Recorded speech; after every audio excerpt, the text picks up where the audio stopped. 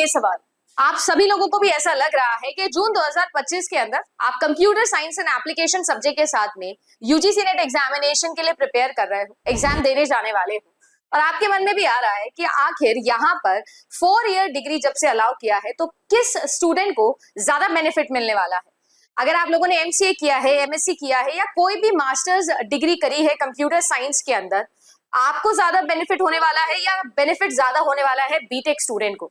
देखो, एक बहुत बड़ा कंपटीशन है जो यहाँ पर आप लोगों को देखने मिलेगा, क्योंकि बहुत बड़ी ब्रीड है जो अचानक आप लोगों के लिए इस कंपटीशन का पार्ट बन गई है।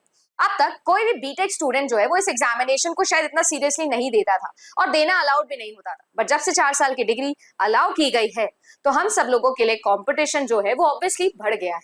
आज मैं आप लोगों को सिर्फ और सिर्फ 5 सिंपल पॉइंट्स बताने वाली हूँ किसको ज्यादा बेनिफिट है, और अगर आपको बेनिफिट नहीं हो रहा है तो कैसे आप बेनिफिट ले सकते हो। चलिए आइए आज का वीडियो स्टार्ट करते हैं। मेरा नाम अदिति है, मैं आप सभी लोगों के लिए जेआरएफ अड्डा के ऊपर पेपर 1 और कंप्यूटर साइंस की क्लासेस लाती हूँ। 8 PM डेली मेरी फ्री क्लासेस हो रही है, ज्वाइन नहीं किया है अभी तक तो ज्वाइन कर लीजिएगा। इसके अलावा मैं आप लोगों को बता दूं कि मेरा जब जेआरएफ क्वालिफाई हुआ था तो मैंने कैसे प्रिपरेशन करी थी उसको लेकर मैंने एक डिटेल वीडियो बनाया है, आप चाहें तो जाकर देख सकते हैं। कट ऑफ एनालिसिस मैंने किया है और इस चैनल पर प्लेलिस्ट अगर आप लोग देख पा रहे हो तो इस प्लेलिस्ट पे आप लोगों को सारी की सारी कंप्यूटर साइंस की क्लासेस देखने मिल जाएगी। देखिए, बताइए कैसी लगी, और अगर अच्छी लगी तो चैनल को सब्सक्राइब करना कंसिडर कर लीजिएगा।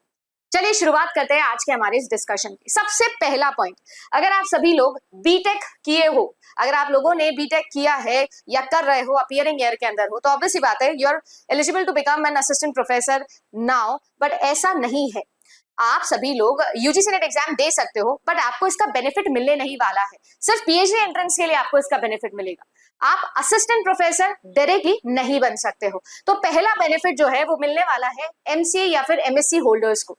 यानी अगर आप लोग नेट क्वालिफाई करते भी हो एज अ बीटेक स्टूडेंट तो आपके पास 1 साल का समय होगा पीएचडी में एंट्रेंस लेने का, बस इतना ही बेनिफिट आपको मिलने वाला है। बट अगर मैं यहाँ पर बात करूं, कोई बच्चा है जिसने मास्टर्स किया हुआ है तो उसके पास एक बहुत प्राइम टाइम है। अगर वो नेट क्वालिफाई करता है तो उसके पास में नेट का सर्टिफिकेट आता है, जिसकी वजह से वो दुनिया में हमारे हिंदुस्तान में कोई भी कॉलेज के अंदर जाके असिस्टेंट प्रोफेसर बन सकता है। तो बेनिफिट नंबर 1 पॉइंट जाता है हमारे मास्टर्स वाले स्टूडेंट को। दूसरी आती है बात कि अगर मैं सिलेबस कवरेज की बात करूं, क्योंकि इस एग्जामिनेशन के लिए आप प्रिपेयर कर रहे हो तो कंपटीशन कट थ्रोट है, आपको समझना होगा कि आपका क्या एज है इस कंपटीशन के अंदर। तो यूजीसी नेट एग्जामिनेशन के प्रिपरेशन के अंदर जो भी सिलेबस आप लोगों के सामने है कंप्यूटर साइंस का, वहां पर बहुत सारी ऐसी यूनिट्स है जिसमें एज इट इज पैटर्न जो है वो बीटेक वाले यूनिवर्सिटी से लिया जाता है।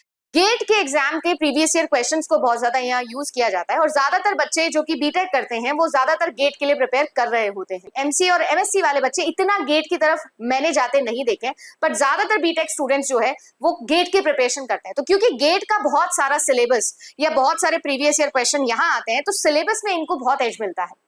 तीसरा बेनिफिट इनको ये भी मिलता है कि जो ओवरऑल क्लासरूम इनका फील रहा है, जो इनको पढ़ाया गया है, बीटेक में आपने पढ़ाई करी या नहीं करी मैं उसकी बात नहीं कर रही हूँ, बट अगर मैं पढ़ाए जाने की बात कर रही हूँ तो थ्योरी ऑफ कंप्यूटेशन, कंपाइलर जैसे टॉपिक, या मैं यूं कहूँ आप लोगों के लिए डिस्क्रीट मैथमेटिक्स जैसे टॉपिक, कंप्यूटर नेटवर्किंग जैसे टॉपिक, ये आपको ज्यादा डिटेल में पढ़ाए जाते हैं कंपैरेटिवली यहाँ पर। ये मैं अपने पर्सनल एक्सपीरियंस से भी बता सकती हूँ। कई ऐसे स्टूडेंट्स होंगे जिन्होंने मास्टर्स किया होगा बट शायद टीओसी कंपाइलर उनके सिलेबस में भी नहीं आया होगा। यूनिवर्सिटी टू यूनिवर्सिटी डिफर करता है, बट हो सकता है कि आपके आया भी ना हो। तो यहाँ पर भी बीटेक वाले स्टूडेंट को बड़ा एज मिलता है। इसके अलावा अगर मैं बताऊं कंपटीशन लेवल पर, क्योंकि आप लोगों का पेपर 1 बहुत इंपॉर्टेंट वेटेज लेके जाता है, तो आपको ये समझना होगा कि जो पेपर 1 है उसमें अगर आपने एज नहीं लिया तो आपको भारी नुकसान हो सकता है। अब एक छोटी सी मेंटेलिटी है जो यहाँ पर एक एज अ हुकअप आ जाती है। कैसे? क्योंकि आप बीटेक किए हो, तो बीटेक किए होंगे तो जाहिर सी बात है कि मैथ्स और साइंस जो है वो आप लोगों का सब्जेक्ट रहा होगा 11th-12th के अंदर, राइट? जैसे कि मेरा भी मैथ्स और साइंस ही रहा। अगर आपने ऐसा किया है तो ऑब्वियसली बात है कि आप लोगों के लिए जो रीजनिंग वाले क्वेश्चंस होंगे, जो मैथमेटिक्स वाले क्वेश्चंस होंगे, लॉजिकल रीजनिंग वाले जो क्वेश्चंस होंगे, स्पेशली प्रैक्टिकल पार्ट वाले, आपके लिए रीडिंग कॉम्प्रिहेंशन, डेटा इंटरप्रिटेशन वाले जो टॉपिक होंगे वो आपके ऑलरेडी बहुत अच्छे होते हैं, और इस वजह से जो है पेपर 1 के अंदर आपको एज मिलता है। 4 से 5 यूनिट में आपको एज मिल जाता है आईसीटी जैसे टॉपिक्स में।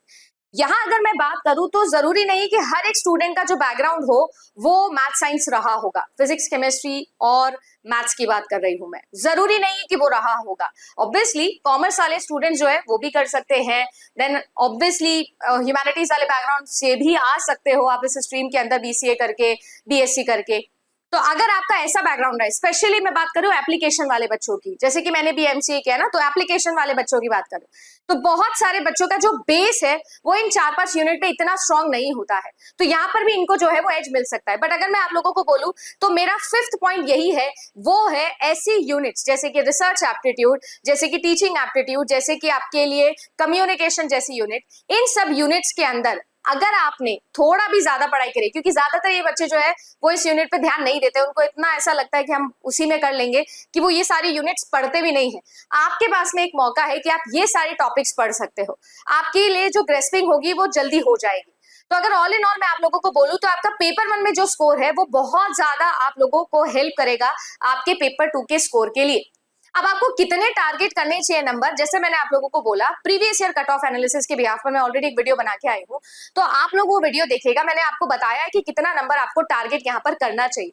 अगर आप सभी लोगों को जेआरएफ क्वालिफाई करना है इस साल, तो आपको ये समझना होगा कि एटलीस्ट मुझे जो है वो 210 प्लस नंबर जो है वो मुझे मानने हैं कि मुझे लाने हैं, और उसके अंदर पेपर 1 के जो ये 100 नंबर है वो बहुत ज्यादा मैटर करते हैं। तो अगर आप लोगों के वो 100 नंबर अच्छे हैं तो आपका एक चांस अच्छा बन सकता है। अगर मैं बीटेक या बाकी स्टूडेंट्स की कंपैरिजन की बात कर रही हूं तो मैं आपको एक और चीज बता सकती हूँ, दोनों के अंदर सारी चीज डिपेंड करती है how to solve a question. ये अप्रोच जिसकी अच्छी होगी बेनिफिट सबसे ज्यादा उसी को होगा। फर्क नहीं पड़ता आप कौन सी डिग्री से आए हो, कौन से कॉलेज से आए हो, फर्क इस चीज से पड़ता है कि जो कॉन्सेप्ट आपने पढ़े हैं वो कॉन्सेप्ट की डेप्थ कितनी अच्छी है आपके अंदर और आप उसे कितने अच्छे से अप्लाई कर पाते हो। तो अगर आप सभी लोगों को भी ऐसा लगता है कि वो एप्लीकेशन आप सीखना चाहते हो, प्रैक्टिस करना चाहते हो, तो जेआरएफ अड्डा की वेबसाइट पे आप जा सकते हो, बहुत सारे मॉक टेस्ट हैं आप वहां दे सकते हो। प्रीवियस ईयर क्वेश्चंस को लेकर और new future year expected questions को लेकर मैंने इग्निशन बैचेस बनाए हैं, वो आप लोग देख सकते हो। और साथ ही साथ 8 बजे वाली जो YouTube क्लास है उसमें भी आकर एक बार आप जरूर देख सकते हो कि आप कैसे क्वेश्चन की अप्रोच को समझ सकते हो। 4 टॉपिक्स इन 1 क्वेश्चन, ये सीरीज लेके चल रही हूँ। आज मैं मिलूंगी आप लोगों को 8 बजे, देखते हैं कि क्या यहाँ पर निकाल के आप लेके जाते हो इस अप्रोच वाले वीडियो से। साथ ही साथ कमेंट सेक्शन में बताइएगा इसके अलावा भी जो ये मैंने 5 पॉइंट्स बताए, आपको क्या लगता है किसको एज है, और क्या बीटेक स्टूडेंट के इस एग्जामिनेशन के अंदर आने की वजह से कंपटीशन वाकई में बढ़ गया है, बताइएगा सर।